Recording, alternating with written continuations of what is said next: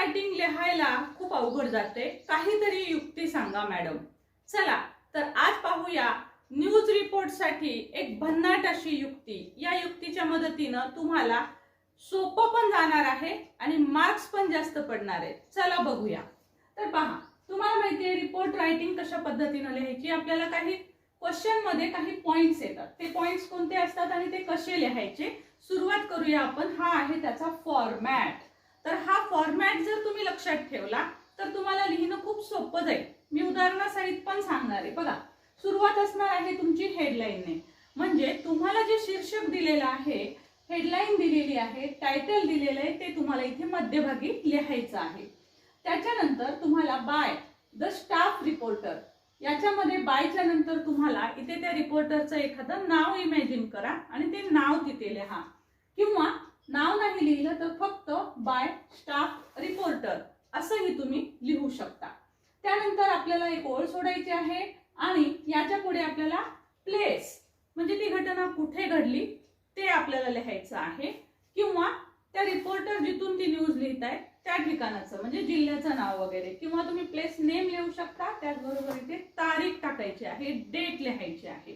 त्यानंतर पुन्हा पहा, इथे तुम्हाला एक वन लाईन ब्लँक सोडलेली दिसेल. त्यानंतर मेन पॉइंट सुरू होतो आपला बॉडी.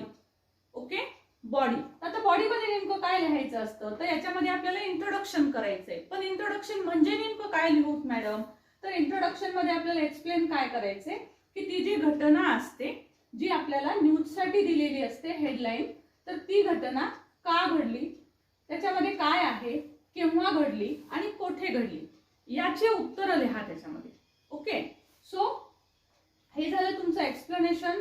त्यानंतर पुन्हा पॅराग्राफ चेंज करू शकता तुम्ही. मेन कॉन्टेंट, तुमची ही जी घटना आहे त्याचा मेन कॉन्टेंट लिहायचा आहे. म्हणजे काय तर त्याविषयी अबाउट मॅटर और इव्हेंट इन डिटेल. ती जी घटना घडलेली आहे ती घटना तुम्हाला डिटेलमध्ये, थोडी डिटेलमध्ये, फार डिटेलमध्ये नाही परंतु थोडी 3 ते 4 वाक्यामध्ये तुम्हाला ती एक्सप्लेन करायची आहे.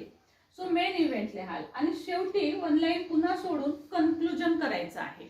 ओके, सो कन्क्लुजन म्हणजे तुम्हाला नेमकं काय वाटतं या घटनेवरून, आपण काय करायला हवं किंवा काय प्रिकॉशन घ्यायला हवेत, काय काळजी घ्यायला हवी, तर या गोष्टी आपण घटनेबाबत लिहू शकतो.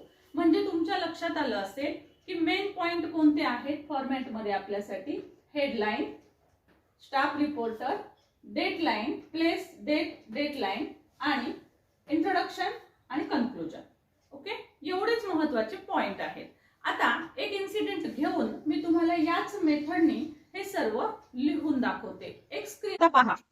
रिपोर्ट कशा पद्धतीने आपण लिहिलेली आहे आत्ताच सांगितलेल्या या सगळ्या मुद्द्यांच्या मदतीनं. तर पहा, सुरुवातीला आपण हेडलाईन सांगितली. सो इथे या पद्धतीने तुम्ही हेडलाईन लिहिणार आहात. तुम्ही अशा पद्धतीने त्याला बॉक्स करू शकता. त्यानंतर पहा, इथे लिहिलेलं आहे by the staff reporter, one line सोडलेली आहे. त्यानंतर आपण इथे लिहिलेलं आहे प्लेस, डेट. ओके, आता त्यानंतर बघा बॉडी. बॉडीमध्ये आपल्याला वाय, व्हॉट, वेन, वेअर याच्याशी संबंधित वाक्य लिहायचे आहेत. बघा, तर मी इथे लिहिलेलं आहे, घटना लिहिलेली आहे. बघा, शॉर्ट मध्ये 10 year old boy Raj had gone to a near by village, he saved a little girl. तिथे काय झालं, तो का गेला होता, तिथे काय झालं, ही saved a little girl from drowning.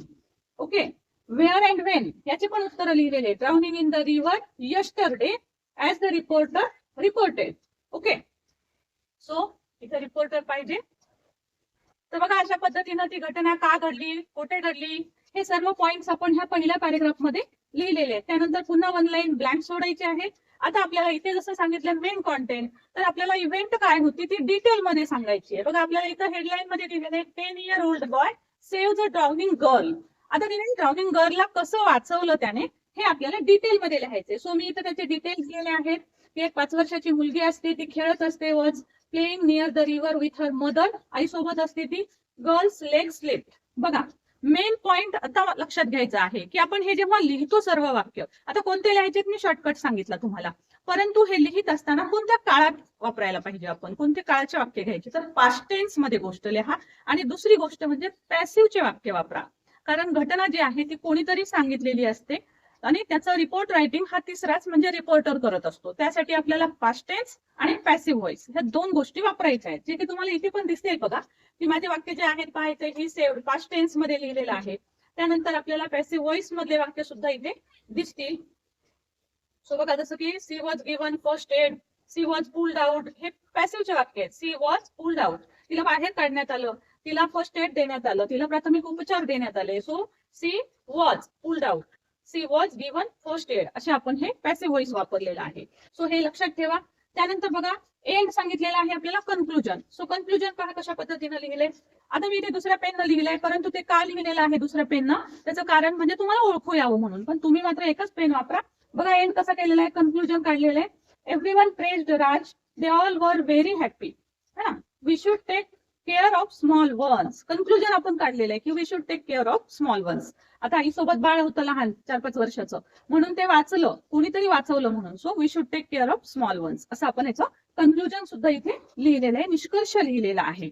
So अशा पद्धतीने बघा तुमची रिपोर्ट जी आहे ती आपल्याला लिहायची आहे. काहींना वाटेल ही रिपोर्ट खूप छोटी आहे. सो छोटी नाही, याला अगदी बिलकुल बिनधास्त तुम्हाला 5 पैकी 5 मार्क्स पडतात. सो तुम्हाला इथे हेडलाईनलाच 1 मार्क असतो. तुम्ही हेडलाईन प्रॉपर लिहिली की तुम्हाला 1 मार्क मिळतो. त्याच्यानंतर तुम्हाला इथे body of the letter, body of the point आहेत आपले न्यूजचे. सो आपण हे जे सर्व पॉइंट आहेत हे सर्व पॉइंट लिहिले आपण की इथे आपल्याला 2 मार्क पडतात. कन्क्लुजन, प्रॉपर कन्क्लुजन लिहिलं की इथं 1 मार्क पडतो आणि 1 मार्क हा ग्रामरसाठी असतो. सो अशा पद्धतीने ही मार्किंग स्कीम असते. सो एवढं जरी लिहिलं तरी सुद्धा बेस्ट राहील. फक्त मी सांगितल्याप्रमाणे ब्लँक लाईन जरूर सोडा, कारण हा न्यू फॉर्मॅट आहे. सो पॅरेग्राफ चेंज करत असताना ब्लँक लाईन सोडायची आहे. आणि अजून तुम्ही आपले व्हिडिओ इतरही पाहिले नाहीत, मराठीचे सुद्धा उपयोजित लेखनचे, आदर्श उत्तरपत्रिका, मराठीच्या, इंग्रजीच्या, प्रेझेंटेशन, दोन्ही पेपर्सचे हे सगळे व्हिडिओज आपण टाकत आहोत, टाकलेले आहेत ऑलरेडी. सो याच्यावरचा न्यूज रिपोर्टचा सुद्धा व्हिडिओ ऑलरेडी सुद्धा आहे. सो त्यातही आपल्याला वेगवेगळ्या प्रकारचे उपयोजित लेखन रायटिंग स्किल मिळतील. सो तुम्ही जर अजून चॅनल सबस्क्राईब केलं नसेल तर जरूर सबस्क्राईब करून घ्या. आणि हो, हे सर्व तुम्हाला आपल्या एकाच चॅनलवर मिळणार आहे, त्यामुळे चॅनल सबस्क्राईब करा, लाईक जरूर करा, लाईक केलं नसेल हाईप पण करा. आणि हो, सर्वांना शेअर करायला विसरू नका, कारण यासारखी महत्वपूर्ण माहिती अगदी कमी वेळेमध्ये आपण देत असतो. Thank you so much for watching. Thank you.